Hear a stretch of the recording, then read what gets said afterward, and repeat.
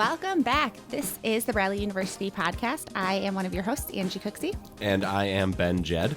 And we serve as overseeing enrollment and marketing here at Bradley University. And this is one of the coolest parts of our job. We get to host the Bradley University podcast where people come on and share their stories of all of the cool, amazing things that are happening in and around campus. Ben, what have you been up to lately? Mostly, I've been here in Hilltop Studios listening to Angie play the piano. It's an electric piano. But no, there is a new, I think that piano wasn't here last time. Yeah, no, I know. Okay. So drew my attention right away. But no, we've been working a lot on trying to communicate with the next class of 2030 that's going to be coming to Bradley, right? And telling our story and telling all the great things that are happening on campus. It's been a lot of fun. Well, and the new Watch Us commercial is out.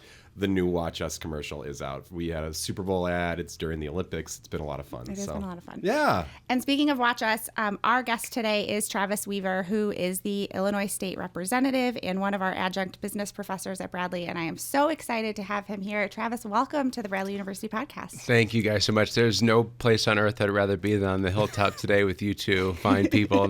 I'm honestly giddy. I watched the podcast, and when you reached out to me, I was like, oh my gosh, my number's been called. Let's go. Oh my gosh, people are excited to come on our show. People are excited. It's exciting. I was pumped. So tell us a little bit. So the whole point of the show is to really highlight the people and the human heart that is Bradley, because I think that's one of the things that everybody says is, you know, a place is just a place, but it's the people that make a place magical. And so tell us a little bit about your background and your journey to, you know, your connection to Bradley. Yeah, so my Bradley relationship has really evolved throughout my life. It started off with being born and raised, going to Bradley basketball games. My family had a whole row between my parents, my grandparents, my aunts and uncles. We had a whole row, so it was like family affair, family reunion. That's I think really I've adorable. Probably been to 300 basketball games in my life. I mean, just love it. And I did my undergrad at Alabama, so big football school. And I say if there's like a world where Bradley basketball somehow plays Bradley football, you better believe that I'm going for BU on that one. So so that was fun. But then it's really morphed now, being in my 5th semester here as a professor, and I just, it's so interesting to see it from the inside. And there's a couple things that I think that make Bradley special, especially for students. Number one is that every single person in this community wants to see Bradley students succeed. And the nice thing about it too is it's not really a college town, but it kind of is, right? I mean, that's the only college here. Everybody wants to see Bradley students be successful. And so I've had experiences where every one of my students has to do a mid-semester project, no matter what the course is, and they'll get CAT execs and the CEO of OSF and these higher-level business people, because when a Bradley student asks for help in the community, the answer is yes. People want to see them do well. On top of that, number two would be the rigor and the caliber of students that we have here at Bradley is top notch. You know, I mentioned I went to Alabama with 35,000 students. I got my MBA at the Kellogg School of Management, number 2 business school in the country. And some of the students I've had here belong in any room that they should ever be in. And the rigor here is top notch. I know, because I pick things that I learned at the Kellogg School of Management. I teach it to my undergrad students, and they hang right with it. It's really cool to see. And then finally, what I think is cool about Bradley is you don't just get it for 4 years, you get it for life. At the end of all of my classes, I give my students my cell number and my personal email address. I just had coffee Tuesday morning with a former student who's wrestling with some different things in life, wanted to chat. This past summer, I went to a wedding of one of my buddies who went to Bradley. There's a professor there, and this isn't a Peoria wedding. I mean, we're up in Chicago, and I was like, what are you doing here? He says, oh, me and Andrew stayed in touch, and he invited me to his wedding, so here I am. So it's cool that, like, you don't just come here and then you're done. I mean, you get Bradley for the rest of your life. It's part of your DNA, and I really love it here. It like actually gave me goosebumps. No, it was really sweet. You mentioned teaching. What do you teach here? So right now I'm teaching 3 classes, a management leadership class, a finance course, and then a management and government class, which I actually have done a little bit of research. I believe it's the only management and government undergrad course being taught by an active state legislator in the country. I asked AI, it confirmed that. I've done some of my own That research. I sounds confirmed like it. an article for the Yeah. the web. We Yeah. should work at. Yeah. Like, we'll Yeah. connect after on Yeah, that. there's not a lot of management and government classes, and there's Yeah. not a lot of state legislators that teach, and so you Sure. put those two things together, and Yeah, here we a are. little So bit of magic. that's been really fun, so I teach a couple classes this semester, and it's just a blast. Kids are great. The curriculum's fun. I think we're given a lot of latitude to try new things. I think you're a great example of that, and that's what I teach. That's awesome. So you've been in the classroom now, you said 5 semesters? Yeah, this is my 5th. Okay. Yep. So do you have a student story that really sticks out of a unique experience from a student? Totally. Yep. One immediately comes to mind. So my last class of every year, I do my own last lecture, right? If you're not familiar with the last lecture, it's kind of like put the academics aside. This is just wisdom that I want to impart on my students. And one of the stories I always tell is the story of Hernan Cortez, how he came to the Americas and conquered land. And it's the story of, he arrives and his men get off of the ships and he says, now light the ships on fire. Because if we're going home, we're taking their boats home. And so they do this incredible conquering. It's because there was no backup plan. There was no plan B. Their only way to succeed was by going forward. And so I push that to my students to say, what are some things in your life that you're kind of let lingering as backup plans that are actually crutches that are keeping you from accomplishing your full potential?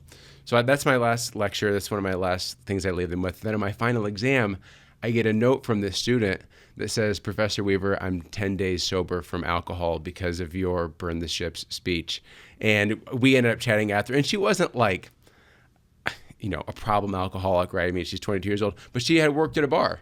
And so the alcohol became a big part of her social life. And she was kind of drinking every night when she would go to work. And she was like, I just need to burn this. I just need to learn how to say, no, this is not serving me. I'm done with it. And so those are just the type of things where you never know what you say to a student that will matter, but then things come back. And I have a file called my smile file where you hear from students and they're like, you changed my life with this one thing, or you made me think differently about that.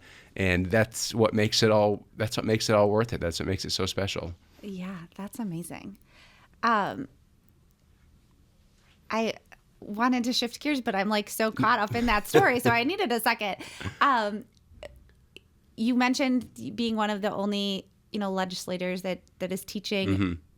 I think a lot of people want to know, what do you do? I was totally going to ask, what do you do? I mean, in the kindest way. I have seen you in multiple parades. I want you to know that. So that's awesome. Yeah. So hopefully my wife's listening because she often asks, what do you do? And this would be a good answer for her. Yeah. We can send her the podcast. Yeah. That's totally going to be my next Perfect. question. Yeah. So it's a great question because the Illinois legislature is considered full-time hybrid. Okay. So it can be a full-time job, but it doesn't necessarily need to be. So we have members of the General Assembly that are doctors, lawyers, business owners, you name it. We've got people that are still active police officers and active firemen. So you can definitely do two things. So that's one thing I love about being at Bradley is I've got capacity to do more. It could be a full-time job. For some it is, but I like to have something outside of politics because, gosh, politics just gets so heavy. And I love parking that at the door, going to be with my students, and just talking about anything else for a little while. Mm-hmm. So as a state legislator, I've got a couple jobs. Number one is to draft legislation, which I've got probably 30 of my own active bills, and I'm trying to get passed that are mine. We obviously vote on legislation, so we'll vote on 600 or so bills every single year. We got to study those, learn their impacts, try to make a decision that's the best for the people that I represent. But then the funnest thing, in my opinion, is what we call constituent services. And it's got nothing to do with the letter behind your name or your politics. It's just about helping people. So somebody calls and says, hey, I filed my state income taxes and I'm not getting them back. What's the deal? Or, hey, a great example, I had a young lady who's been spending 18 months trying to get her license to become a funeral director. She'd passed her classes. The state was just taking forever with her licensing. So we can help in those instances. We work on getting roads repaved. We work on getting grants to help our nonprofits. So the constituent service is the fun part because you vote on a bill and it impacts people, but very rarely do you meet somebody that say, oh my gosh, this one bill changed my life. Sure. As opposed to if you can unblock an issue in state government, that really is fulfilling, because now you can see from my position, I was able to help this person get the services that they need, or get whatever worked out for them. Yeah. Connecting the work that you're doing in the state to the work that you're doing in the classroom, how do you see this generation of students getting involved in either in politics or just in the humanity of being active in life, of being present in this world that we live in? Well, I often say that this next generation gives me a lot of inspiration. Yeah. And part of that is because, every generation, I think since the beginning of time, has scared the generations prior to it. I mean, think about like the Beatles and record players and the automobile and how they were going to, and television, how it was going to ruin society. And I felt guilty of that too, where I'm like, oh my gosh, TikTok and Snapchat. Like, I'm 33 and I'm already like a full generation or two behind on the social media. I thought that I would be older before I was behind. So anyway, it can kind of be scary because it's very different. Yeah. But then you go sit down with them, and this generation is so, I think, interested in being engaged. They want to make a difference. I think they really want to be a virtuous generation. And I think that they're going to need to be, because AI is just going to totally change the way that we operate. Yeah. So a couple of things I try to accomplish in every one of my classes is bridging this gap between theory and practice. Mm-hmm. So we learn things in a classroom, but then there can be kind of this disconnect of what does it look like to apply that. So we try to bridge that with doing lectures mixed with some activities. But then the second thing that we do is I really try to not focus on teaching facts. Because if you're just going to be successful in knowing facts, you're not going to be successful, because AI is going to be 100 times better at you than knowing every single fact possible immediately and how it's adapting. So what we try to learn in my classes, what I try to teach is how do we think, how do we apply, and how do we adapt? Because I think that those are things that AI can't do. Of, let's say you want to come out with a new beverage company, right? Like you got this energy drink and you want to come out with it. If you're just trying to do market research of what's the market size and what have people said and what's the science, AI is going to do it in 2 seconds. What AI can't do is go into a grocery store, have a conversation with a customer, go meet with a supplier, find out and negotiate with that supplier of how you can get better pricing. So that's what I think this generation is going to need to learn is not, which I think is exciting, because typically if you're going to be successful, maybe you're sitting at your desk a long time doing a lot of research. But now you get to go have adventures. And I try to remind myself the root word of the word question is quest. So anytime you're asked a question, you got to go on this journey and find things out. And for this next generation to go find things out, it means you're literally going and doing the work. AI can't turn a wrench. AI can't go have a conversation with a potential customer. So I think that's what they need to learn. I think that Bradley is actually doing a really nice job adapting to provide that, of helping to make people really strong, community-minded citizens, not just people that know whatever their textbook tells them they need to memorize. Yeah. I think that's an awesome analysis of AI and how it's going to impact our learning. So I think that's really great. So I hear a lot in the community. What's good for the Peoria area is good for Bradley. What's good for Bradley is good for the Peoria area. As someone who represents the Peoria area, what does that mean to you, and what influence? How can Bradley be a better partner for the community? Yeah, so this is such a good question, because the first time I met Angie, I told her she's one of the most important people in Peoria, and she truly is. So no pressure. I'll explain why. So Peoria has 4 awesome economic engines that many communities would kill to have. We've got awesome manufacturing with Cat and Komatsu. We've got world-class hospitals with OSF and Carl. We've got some of the world's best farm ground, and we have Bradley University. And the other 3 are industries. Bradley is a standalone single thing that's bringing 1,000 new interested, young, energized minds into our community. That is really a unique opportunity to have. And so the reason I say you're so important is because it's your job to make sure that grows. Yeah. And so Bradley is such an important pillar to this community. And that's why, we started off this podcast and I said, everybody in this community wants to see Bradley students be successful, because I think that so many leaders in this community know that Peoria's success is dependent on how many of those bright young minds Bradley can bring in every year. And so much of Bradley's success is dependent on how much can Peoria grow, and by means then be able to donate back and be able to provide a pretty main street and have nice restaurants and have the things that make people want to come to Bradley. Exactly. So it's really this give and take where you can't have a successful one without a successful other. Yeah. Yeah. I there was I don't know, there's always those like rankings and things, and Peoria was just on one of them as sort of like one of the up and coming or best places for like young professionals to live and learn and grow. And I think that's totally kind of aligned with what you're saying. And that's one of the things I'm so excited about this job, is not only bringing young people here, but having that relationship with the city that then they want to get jobs here and stay here and build families here and live here in Central Illinois. You know, that's awesome if people from all over the country make their home here. There's great things here in Central Illinois. Yeah, I love it. I'm totally biased. I'm a hometown kid. But, I've seen other places. I went to a big SEC school. I went to a top-notch Big Ten school for my master's. And I'm picking Peoria. I'm picking Bradley. This is a really unique place.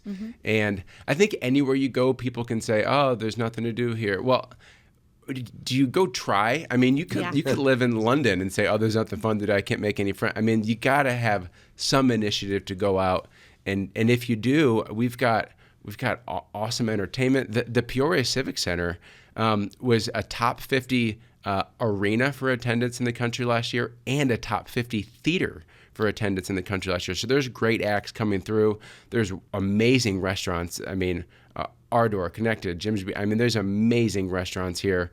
There's a fun nightlife because of Bradley University. So there's fun to be found in Peoria, but you might have to look a little bit, but it's not hard. You have to go on a quest. You have to go on a quest. That's right. I mean, you can decline, but since you're highlighting some of the fun things, like what's your favorite restaurant in Peoria, or what's your favorite thing to do? I love Jim's Bistro.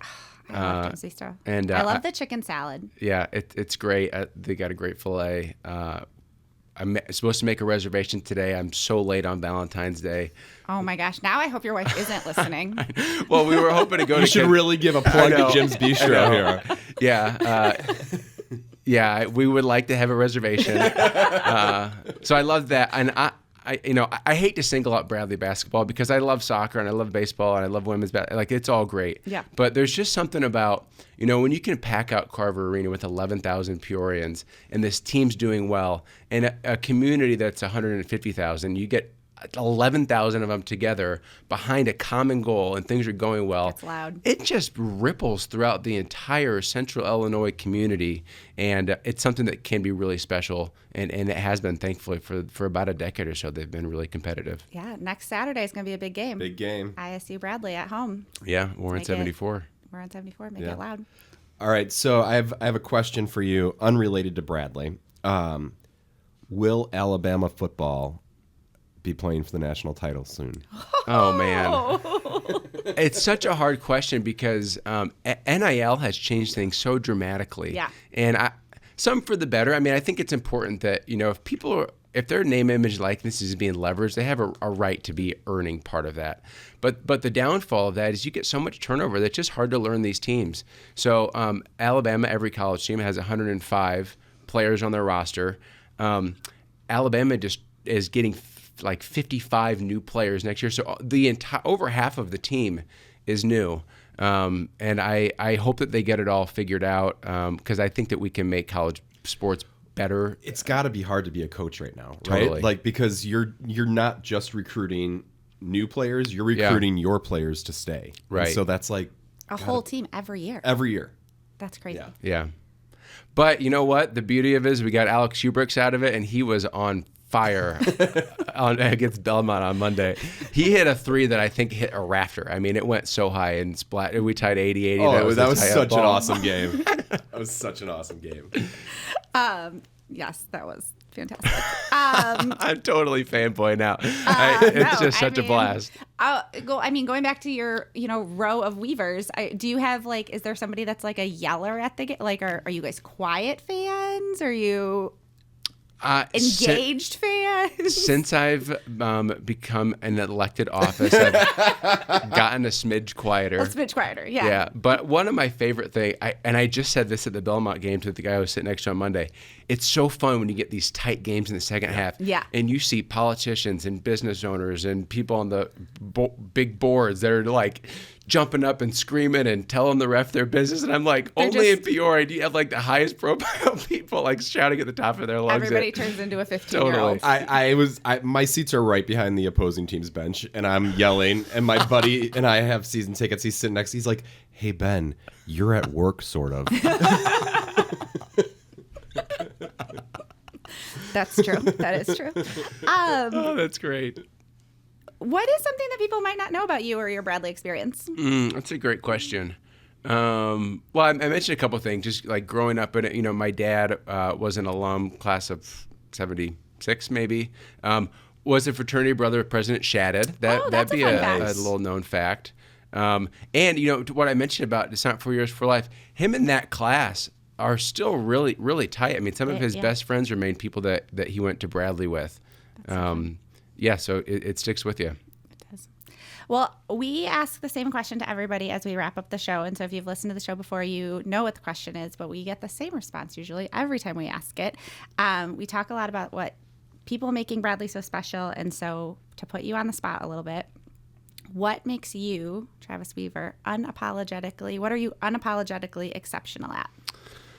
I think, it's hard because it's hard to talk about yourself, but I think the things that we do in my classroom are really special. I think some of the relationships that I build with my students are really special. And so, being a 33-year-old, teaching 22-year-olds, and there's not a big gap. Right. And I really just try to be totally transparent and authentic about challenges that I faced in my life.